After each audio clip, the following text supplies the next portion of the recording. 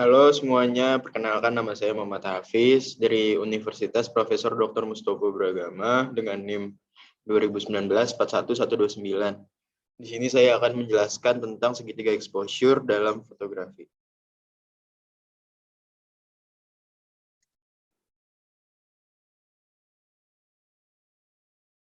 Exposure menyatakan cerah atau terang tidaknya atau jumlah pencahayaan dari sebuah foto. Ukuran exposure bisa dilihat saat kita akan mengambil sebuah foto. Usahakan selalu pada normal exposure.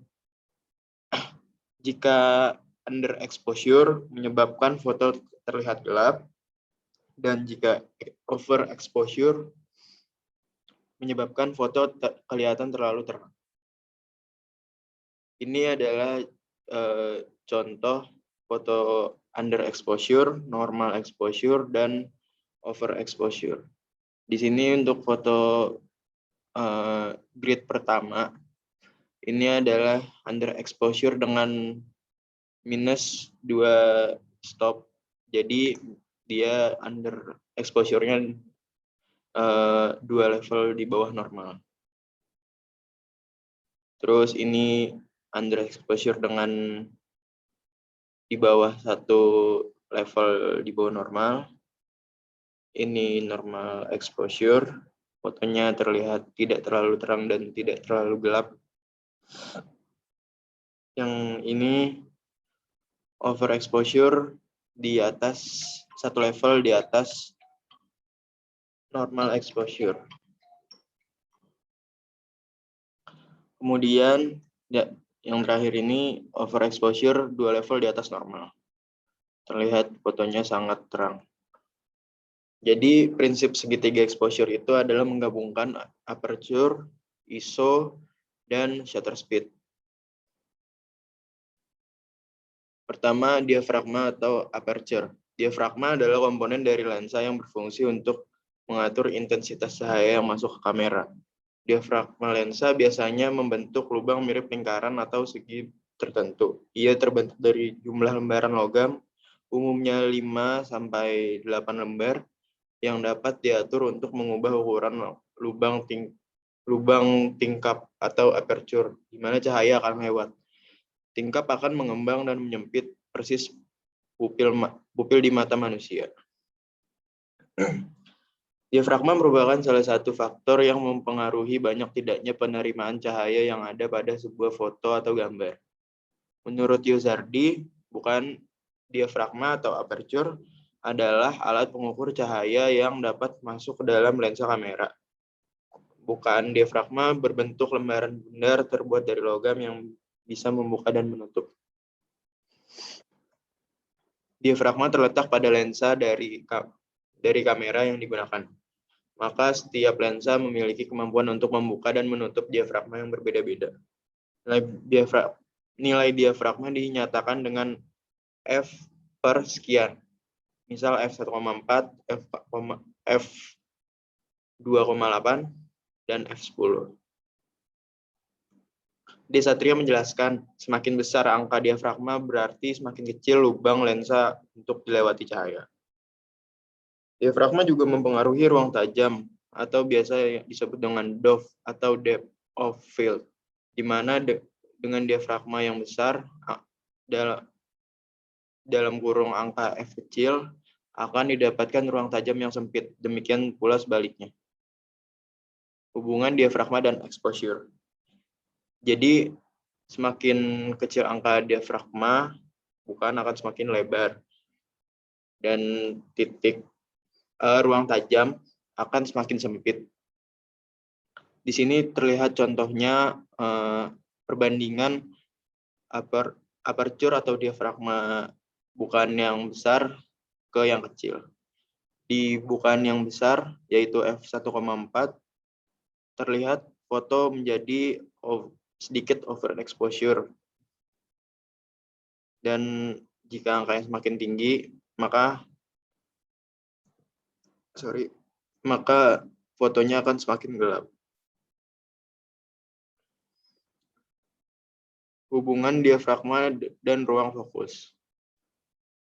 Ini adalah penggambaran bagaimana lensa menangkap ruang fokus melalui diafragma. Jadi jika diafragma dengan bukaan lebar, maka ruang fokusnya akan semakin kecil. Seperti contohnya pada gambar ini, terlihat pada diafragma f1,4 bagian ruang tajam atau yang berwarna hijau dari f1,4 sangat kecil. Kemudian naik ke f8, ruang tajam akan semakin lebar, dan f16 ruang tajamnya sangat lebar. Gambar yang kedua ini adalah penggambaran bagaimana depth of field tertangkap oleh kamera.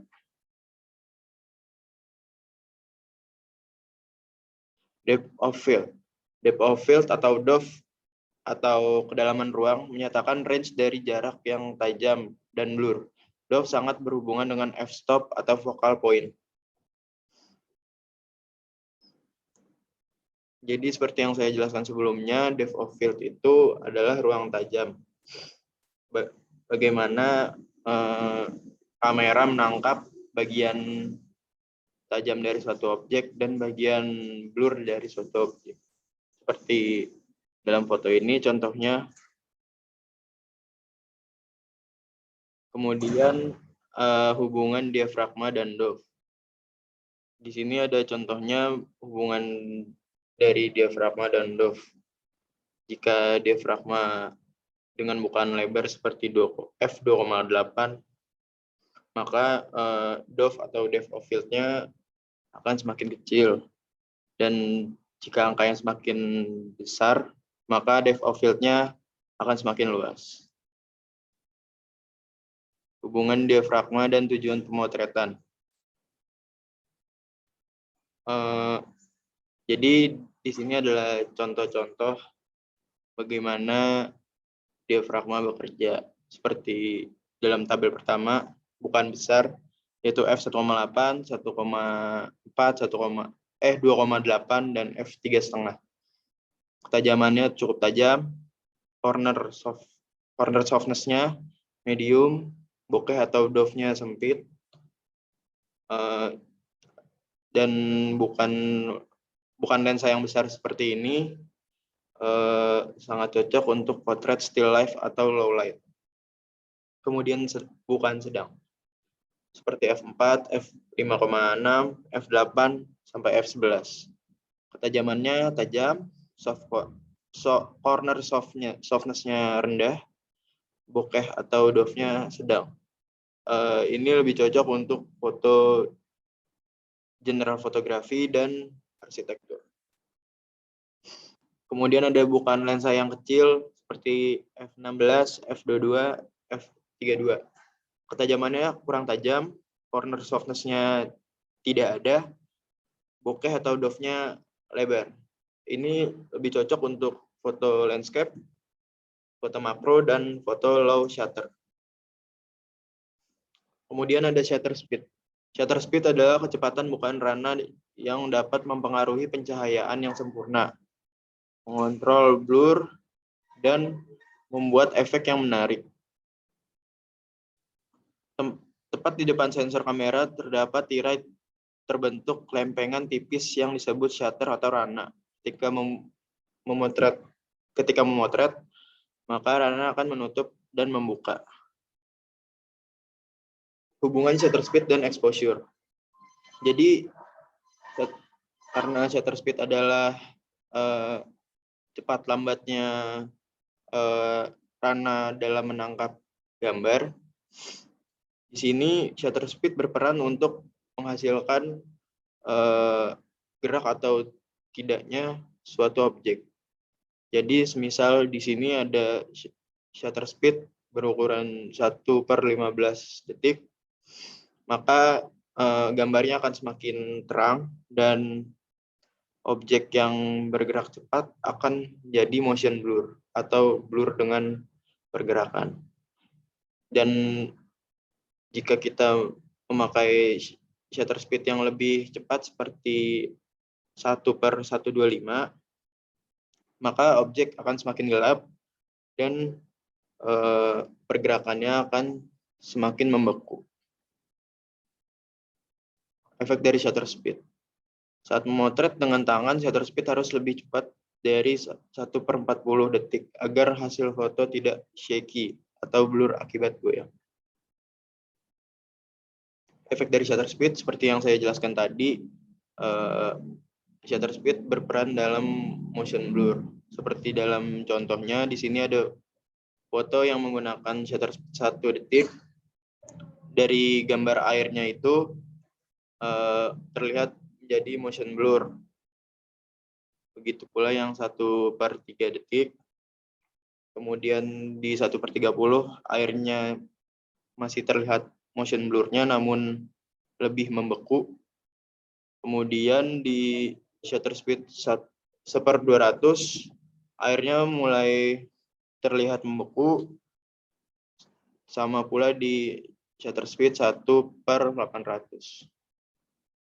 Kemudian ada ISO. ISO merujuk pada sensitivitas cahaya pada sensor. ISO tinggi berarti sensor akan lebih sensitif pada cahaya. Biasanya mempunyai range 100 hingga 1600. Pemakaian ISO tinggi akan menghasilkan noise atau bintik-bintik kecil pada gambar. Kemudian ini ada contoh ISO. Di sini ada contoh ISO 100, 320, dan ISO 800. Pada ISO 100, settingan kamera akan menjadi lebih gelap. Terlihat seperti pada gambar yang menghasilkan foto under exposure. Kemudian pada ISO 320, fotonya akan semakin terang. Dan di sini fotonya terlihat normal exposure. Kemudian ada ISO 800 yang terlihat pada gambar ini noise mulai bermunculan dan foto menjadi overexposure. Ini contoh ISO lagi yang lebih terlihat bagian noise-nya. Sekian dari saya. Terima kasih sudah mendengarkan. Wassalamualaikum warahmatullahi wabarakatuh.